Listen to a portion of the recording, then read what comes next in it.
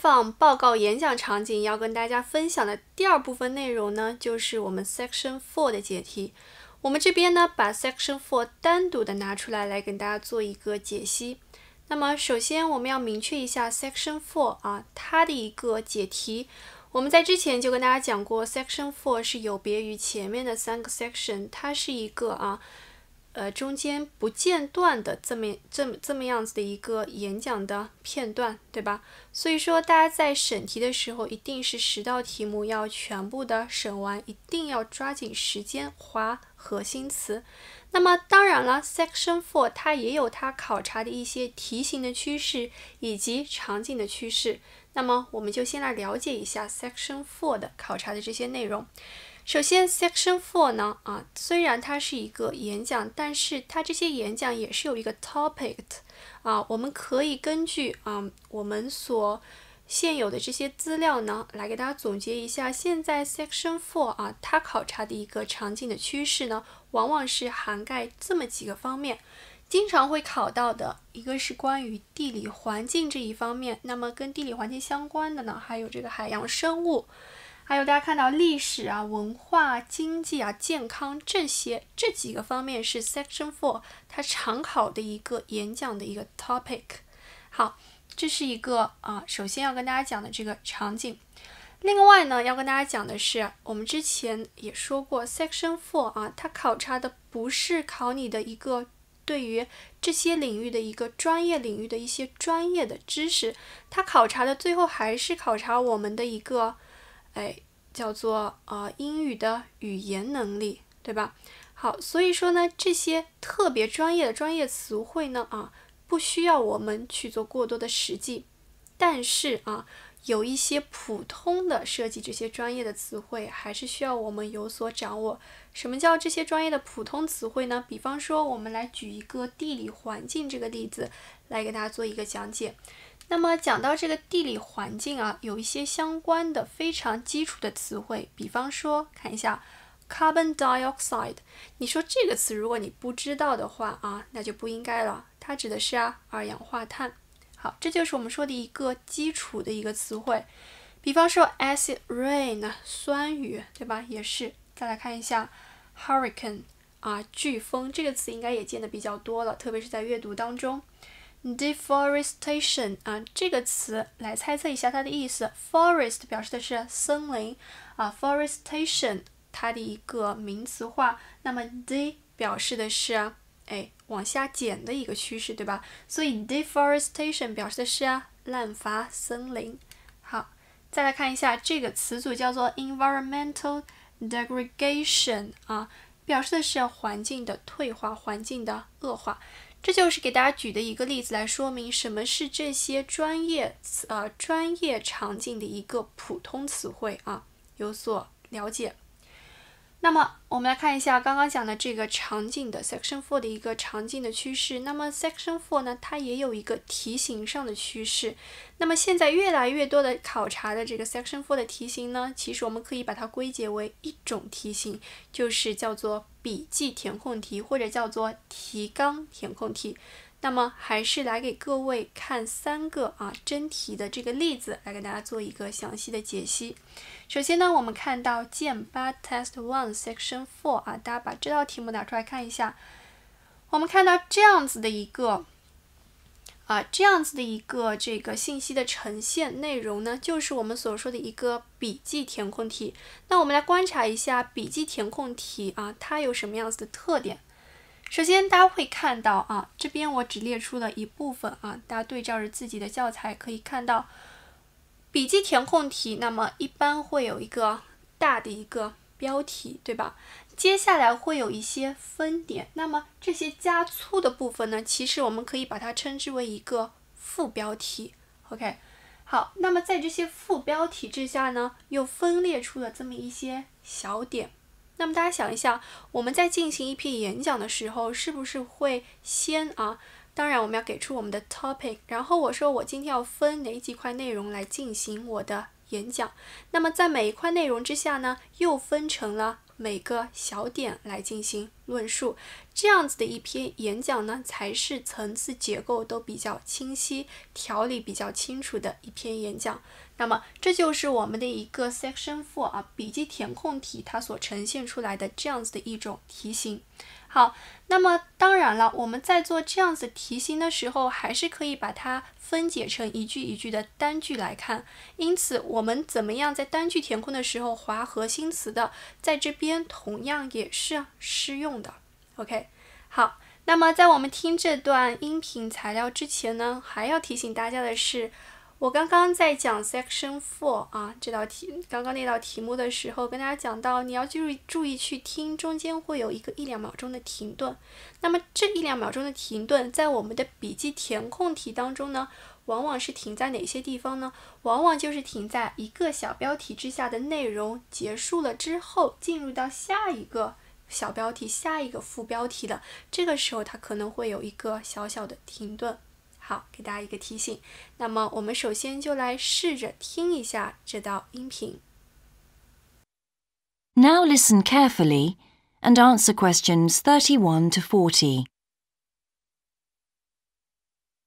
So, welcome to your introductory geography lecture. We'll begin with some basics.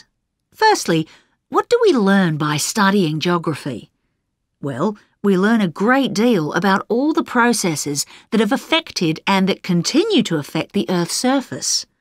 But we learn far more than that, because studying geography also informs us about the different kinds of relationships that develop between a particular environment and the people that live there. OK, we like to think of geography as having two main branches. There's the study of the nature of our planet, its physical features, what it actually looks like, and then there's the study of the ways in which we choose to live and of the impact of those on our planet. Our current use of carbon fuels is a good example of that. But there are more specific study areas to consider too, and we'll be looking at each of these in turn throughout the semester. These include biophysical geography, by which I mean the study of the natural environment and all its living things. Then there's topography. That looks at the shapes of the land and oceans. There's the study of political geography and social geography too, of course, which is the study of communities of people. We have economic geography, in which we examine all kinds of resources and their use, agriculture, for example. Next comes historical geography, the understanding of how people and their environments and the ways they interact have changed over a period of time. And urban geography, an aspect I'm particularly interested in, which takes as its focus the location of cities, the services that those cities provide, and migration of people to and from such cities. And lastly, we have cartography. That's the art and science of map making. You'll be doing a lot of that.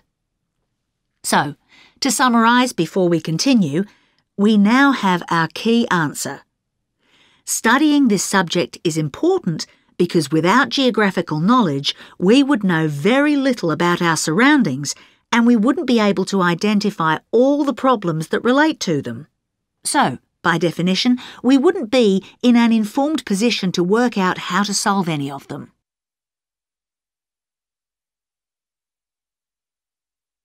OK, now for some practicalities. What do geographers actually do? Well, we collect data to begin with. You'll be doing a lot of that on your first field trip. How do we do this? There are several means. We might, for example, conduct a census, count a population in a given area perhaps. We also need images of the Earth's surface which we can produce by means of computer generation technology or with the help of satellite relays. We've come a very long way from the early exploration of the world by sailing ships, when geographers only had pens and paper at their disposal. After we've gathered our information, we must analyse it. We need to look for patterns, most commonly those of causes and consequences. This kind of information helps us to predict and resolve problems that could affect the world we live in. But we don't keep all this information confidential. We then need to publish our findings so that other people can access it and be informed by it. And one way in which this information can be published is in the form of maps. You'll all have used one at some stage of your life already. Let's consider the benefits of maps from a geographer's perspective. Maps can be folded and put in a pocket and can provide a great store of reference when they're collected into an atlas.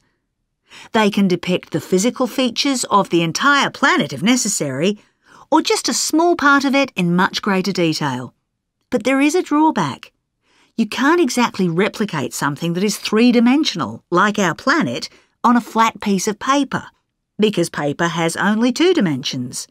And that means there'll always be a certain degree of distortion on a map. It can't be avoided. We can also use aerial photographs, pictures taken by cameras at high altitude above the Earth. These are great for showing all kinds of geographical features that are not easy to see from the ground. You can easily illustrate areas of diseased trees, or how much traffic is on the roads at a given time, or information about deep seabeds, for example. Then there are Landsats. These are satellites that circle the Earth and transmit visual information to computers at receiving stations. They circle the Earth several times a day and can provide a massive information. You'll all be familiar with the information they give us about the weather, for example. So, what we're going to do now is look at a short presentation in which you'll see all these tools. 相信各位从自己所填的答案当中已经发现了，我们所填的这些答案都是一些比较普通的词汇，那就印证了我刚刚说，Section 4它不考察我们非常专业的这个词汇的这一说法。好，那我们一起来看一下这道题目啊，这道考察的就是一个地理环境这样子的一个场景，这个 topic。那么拿到这道题目，首先还是要关注一下字数限制啊。One word 啊，只要找到这一个词就可以了。好，不知道大家刚刚在听的过程当中啊，有没有发现这样子的一道笔记填空或者是提纲填空题，它有一个非常显著的特点，就是在每一个小标题之间一定会有比较明显的这个连接词啊，这一定是我们在听的时候需要关注的重点。那么这一类词呢，我们把它称之为信号词，待会儿会补充给大家有哪些信号词是需要我们做好这个积累的，听的时候引起我们高度关注的，便于我们做好这个定位。那我们一起来看一下。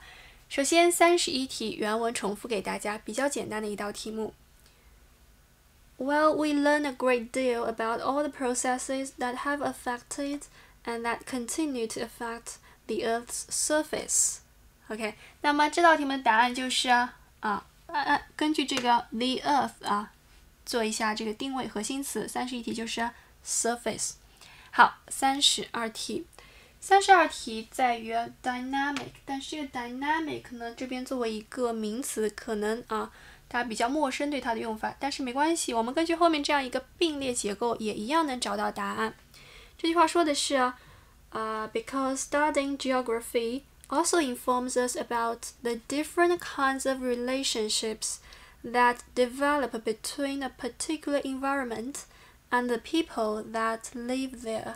OK， 那么我们找到了这个 between and between 前面一个信息是 environment 因此我们这个时候再回过头来看一下这个 dynamic， 它实际上是 relationship 这个词的一个同义替换词。好，紧接着要到第二点，第二点是 two main branches of study。 OK， 那么这边也很明显的给出了这样子的一个信息，说的是 OK。We like to think of geography as having two main branches， 对吧？马上引到了我们第二个这个副标题。那么有两个分支，第一个已经给出了，我们重点来听一下第二个。OK， 第二个的话，它前面也是有这么一个叫做连接词在上面。And then there's the study of the ways in which we choose to live and of the impact of those on our planet。好，那么前面对应的是 human lifestyle， 后面 and their impact， 对吧？或者你写它的一个同义词都是可以的 effect。好，下面进入到 specific study areas。OK， 那么同样也是非常明显的一句话引出来的 ，But there are more specific study areas to consider too。好，那么我们关注一下34题。34题会发现前面涉及到的就是我们所谓的比较专业的这样一些专业词汇，但是这些词其实跟我们都没有什么关系。我们在找34题答案的时候一定要关注到的是34题 and 前面的这一个信息，就是 historical。当你听到了 historical 这个词的时候，就一定要引起注意了。如果前面你正在走神的话，到这个时候一定要引起注意了。那么34题前面讲到了这个 next comes historical geography， 然后解释了一下它每一个 geography 这个门类都给它解释了一下。那么后面说解释完了之后说 and urban geography，OK。这个时候34题的答案就出来。你看，它让我们填的这个词很简单，是 urban 这个形容词。好，35题这边有一个 key point。那么 key point 这边呢，同样前面是有一个这样子的一个表示连接的词，这是一个表示总结的词。它说的是 So to summarize before we continue, we now have our key answer。那么就到了这一句。这一句说 Geography helps us to understand our surroundings and the associated OK， 那么我们这边 associate 这个形容词的后面一定是要找一个名词听一下这个名词 We would know very little about our surroundings and we wouldn't be able to identify all the problems that relate to them 这样子的一个定语结构在这边就转换成了这样子一个形容词，因此我们就找到了35题的答案是problems。 好，接下来继续往下看。那么大家继续往下看会发现这边的结构就更加的清楚了要善于去观察它这边用这么一些不同的这个小点标注出来的，来帮助我们分清这个文章脉络的这么一些标志。那么你看这边写的是 What do geographers do？ 那么它是分3点来讲的，对吧？并且在第3点的下面呢，又分出了 A、B、C。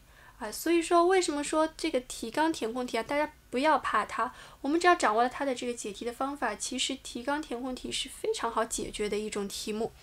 好，那我们来看一下36题。首先看一下36题。36题这道题目是这样子说的We also need images of the Earth's surface, which we can produce by means of computer generation technology or with the help of satellite relays。 好，我们看一下这个题干它这边是举出了一些例子 conduct consensus, collect information in the form of using computer and satellite technology。 那么很显然这边要找一个名词，对吧？并且我们刚刚这句话当中听到了有这个computer and satellite technology， 我们再来一遍看一下这个答案的位置应该在哪儿。We also need images of the Earth's surface, which we can produce by means of computer generation technology or with the help of satellite relays。 那么也就是说后面这部分就取代了就替换掉了我们呈现在试卷上的这一部分，所以说我们要找这个答案应该是在前面。那我把前半句话再给各位重复一遍 We also need images of the Earth's surface, which we can produce。 好，也就是说 collect information in the form of 要用什么 We also need images， 对吧？这一题的答案就是images 稍微有点难的这道题目。再看一下37题37题 Analyze data。 After we've gathered our information, we must analyze it. We need to look for patterns, most commonly those of causes and consequences。OK， 那么 we need to look for 我们要去找寻，我们要去确认这样子的一个 pattern 模型。好，那么这边就是一个 pattern， 并且给出了这个 for example 这个 cause and effects 因果关系。OK， 好，接下来是3个点，就是 publish findings in form of 3个点，根据 maps, aerial photos 以及后面的 Landsat pictures 去做好我们的定位。并且在 maps 这边我们来关注一下这一题前面我们会发现 easy to carry 以及这个 can 巴拉巴拉巴拉都是讲的这个 maps 它的一个 advantage。关注到这边一个 but， 紧接着它要通过一个 but 非常好抓取的这样子的一个信号词，我们来关注到 maps 它的一个 disadvantage。好，那么原文是怎么说的？原文说 because a paper has only 2 dimensions, and that means there'll always be a certain degree of distortion on a map.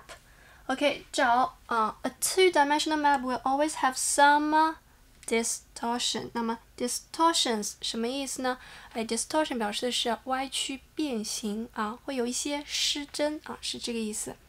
好，39题。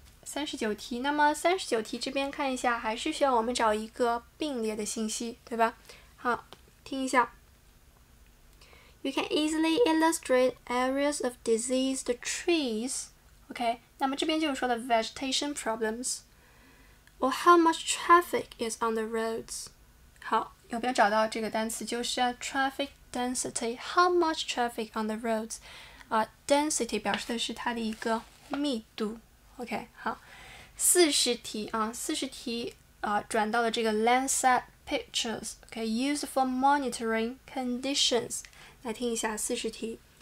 You'll all be familiar with the information they give us about the weather, for example. 那么找到这个名词就是 weather。OK， 这就是这一道整个的一个提纲填空题建议大家再回过头去把这道题目再听一遍，看一下这一遍有没有什么一个新的收获。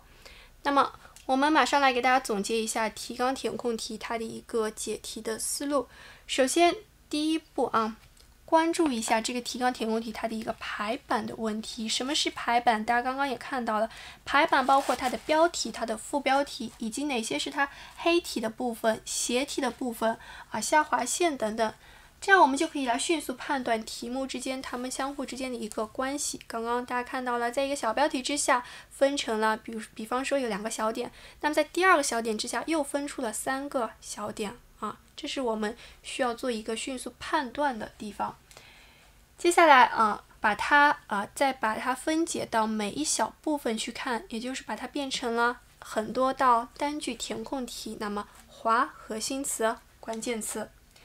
听的时候注意我刚刚说到的这个信号词。那么哪些是信号词？就是这样子一些表示顺序的、表示这些逻辑的这些连接词，我们就把它称之为信号词，用它作为我们定位的一个标志。OK， 那么注意数字信息和同义替换。其实这一点呢，是我们所有雅思听力当中所有题型都是在跟大家强调的一点，在我们的提纲填空题当中也不例外。好，因为是这样子的一个提纲填空题，需要大家填写10个答案。同样，我们和这个总结式填空题同样采取的一个方法就是你可以适当的剪辑答案，到最后的时候再来补充完整。最后呢，要给大家这个强调的5个字，也是我之前跟大家讲过的，叫做所听即所得。大家会发现，我们刚刚听到的这样子的一些要填的这些答案这些词都是我们在听力原文当中直接给出的。这是我们雅思听力非常明显的一个解题的思路、解题的标志，就是所听即所得。你听到什么内容，你就写什么内容OK， 好，那么我们在给大家总结了这个提纲式填空题的它的一个解题思路之后呢，马上再来看2道例题来熟悉一下，看看这一次做的时候有没有更加的得心应手一些。那么大家把卷9拿出来，我们来关注一下卷9 Test 2 Section4 的这道题目。这道题目拿到手会发现这道题目整个的一个框架结构比我们刚刚做到的一篇更加的清楚，非常之清楚，可以说。那么它的标题讲的是 Business Culture 商业的这个场景。那么大家会发现我这边列举了一部分，其实它每一部分都是一样的。首先给出了一个小标题、副标题分别是对应着各种的 business culture， 各种不同的类型。那么在每一种类型之下，它都要讲哪4个方面的内容呢？讲 characteristics of organization， 然后再讲 advantage， 再讲 disadvantage， 再讲 suitable employee。所以说这道题目的框架脉络是非常之清楚的，难度也不是很大。然后我们再转到每一个部分之下的这些小分点来看，做好划好这些核心词、关键词。好，那我们一起来听一下这一道真题。Now listen carefully and answer questions 31 to 40. Good morning, everyone. Now, whether you're going to university to study business or some other subject, many of you will eventually end up working for a company of some kind. Now, when you first start working somewhere, you will realize that the organization you've joined has certain characteristics. And we often refer to these social characteristics as the culture of the organization. This includes its unwritten ideas, beliefs, values, and things like that. One well-known writer has classified company cultures by identifying 4 major types. The first type is called the power culture, and it's usually found in small organizations. It's the type of culture that needs a central source of power to be effective. And because control is in the hands of just 1 or 2 people, there aren't many rules or procedures. Another characteristic is that communication usually takes the form of conversations rather than, say, formal meetings or written memos. Now, one of the benefits of this culture is that the organization has the ability to act quickly, so it responds well to threat or danger on the one hand, and opportunity on the other. But on the negative side, this type of organization doesn't always act effectively, because it depends too much on 1 or 2 people at the top. And when these people make poor decisions, there's no one else who can influence them. And the kind of person who does well in this type of business culture is one who is happy to take risks, and for whom job security is a low priority. The next type is known as role culture. That's R-O-L-E, not R-O-L-L, by the way. And this type is usually found in large companies, which have lots of different levels in them. These organizations usually have separate departments that specialize in things like finance or sales or maintenance or whatever. Each one is coordinated at the top by a small group of senior managers, and typically everyone's job is controlled by sets of rules and procedures. For example, there are specific job descriptions, rules for discipline, and so on. What are the benefits of this kind of culture? Well, firstly, because it's found in large organizations, its fixed costs, or overheads as they're known, are low in relation to its output or what it produces. In other words, it can achieve economies of scale. And secondly, it is particularly successful in business markets where technical expertise is important. On the other hand, this culture is often very slow to recognize the need for change, and even slower to react. What kind of person does this type of culture suit? Well, it suits employees who value security and who don't particularly want to have responsibility.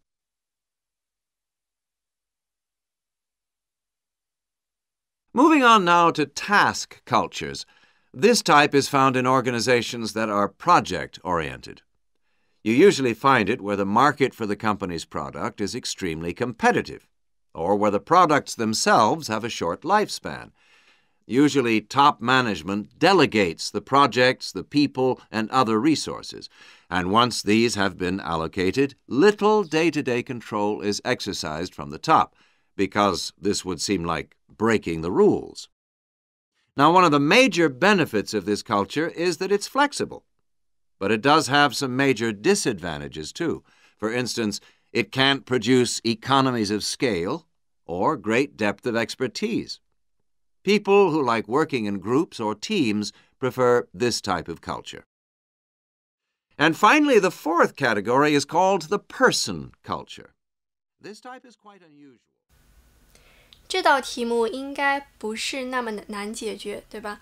好，那么这道题目首先我们还是来看一下，关注这个字数要求是 one word only， 只要找到这么一个单词就可以了。因此在我们填完答案之后，或者说在预测的时候，我们就可以来判定一下我们这一空所需要的这个词性那么这个时候就非常方便我们解题。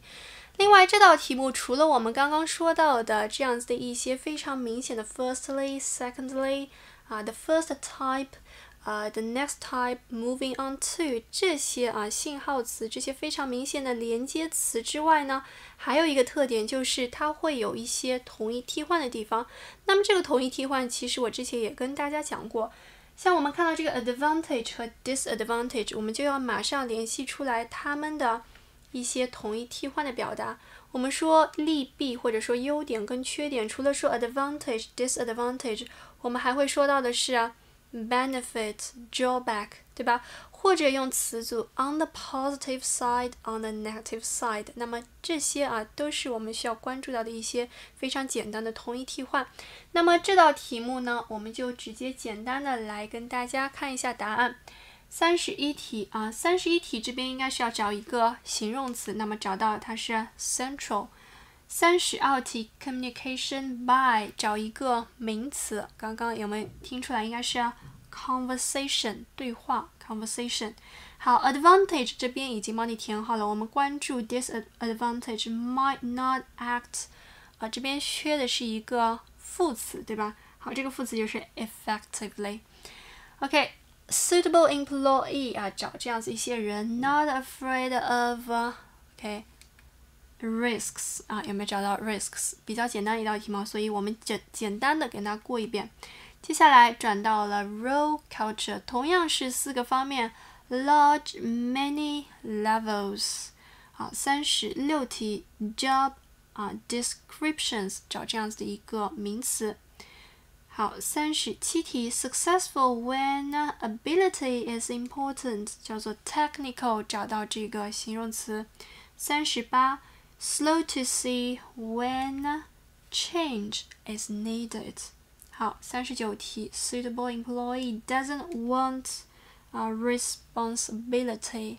好，最后看一下最后这个 task culture 呢更加的简单了所有信息都填写完整了，只差一个 advantage。 那么刚刚有没有听出来这个 advantage 我们找到了这样子一个形容词叫 flexible。 好，这是这道非常典型的一道提纲填空，并且相信做完这道提纲填空题呢，大家信心应该有所上来了吧？好，这道题目，所以说提纲填空题只要我们掌握了它的解题方法我们可以把它完成的非常好。那么我们再来看一道提纲填空题，间期 Task 4 Section 4大家看一下这道题目。这道题目呢，我们撇去前面的这个选择题不看，我们只来关注一下这道后面的这个提纲填空题。那么这道提纲填空题大家看到一个概念这个词我估计很少有人知道什么是 MSG 又一次回顾一下老师刚刚说的，说不需要大家具备专业知识吧你不用去管它是什么。我们待会看一下我们填的一些词，同样也是非常普通的一些词汇。那么我们不妨再来练一下这一道真题。So what exactly is MSG? Well, monosodium glutamate contains 78.2% glutamate, 12.2% sodium, and 9.6% water. Glutamate is an amino acid that can be found naturally in all protein-containing foods. So this includes food such as meat and cheese. It is widely known that Chinese and Japanese food contains MSG, but many people don't seem to be aware that it is also used in foods in other parts of the world. For example, it is found in commercially made Italian pizzas, in American fast food, and in Britain, MSG is used in things like potato crisps. So, how exactly does MSG work? Well, in the Western world, we commonly talk of 4 tastes, and I'm sure you're all familiar with the concepts of sweet, sour, bitter, and salt. Well, in 1908, Kikunae Ikeda identified a 5th taste, and it is thought that MSG intensifies this naturally occurring taste in some food. It does make perfect evolutionary sense that we should have the ability to detect or taste glutamate because it is the amino acid which is most common in natural foods. John Prescott, an associate professor at the University of Chicago, suggests that this 5th taste serves a purpose just as the other tastes do. He suggests that it signals to us the presence of protein in food, in the same way that sweetness indicates that a food contains energy-giving carbohydrates. Bitterness, he says, alerts us to toxins in the food, while sourness warns us of spoilage, and saltiness signals the presence of minerals. So, what else do we know about this 5th taste? 好，一起来看一下。首先还是字数要求，不要忘记了 two words。好，第一个 MSG contains 这边很明显用3条小杠表示的是一个并列的信息。那么最终我们找到这个答案就是非常简单的词汇 water， 对吧？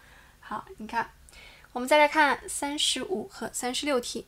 35、36题说 glutamate is found in foods that contain protein such as 好，又是一个并列的结构。那么原文重现 Glutamate is an amino acid that can be found naturally in all protein-containing foods. So this includes food such as meat and cheese. 是2个非常联系紧密的信息。那么35题、36题的答案就是 meat and cheese meat and cheese， 简单吗？再看37题当然这边中间有一个信息被它填写完整了，我们直接到下面。下面不管你是用这个年份来做定位也好，还是用这个人名来做定位也好，应该是非常好定位的一道题目。那么37题说的是 in 1908， 好，这个人 identified a 5th taste。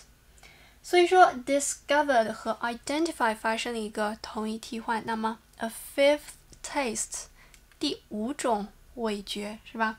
好，当然了，如果说你没有听清楚这个 5th你也找一个词来替换它，你可以写成 new taste 新的一种口味，对吧？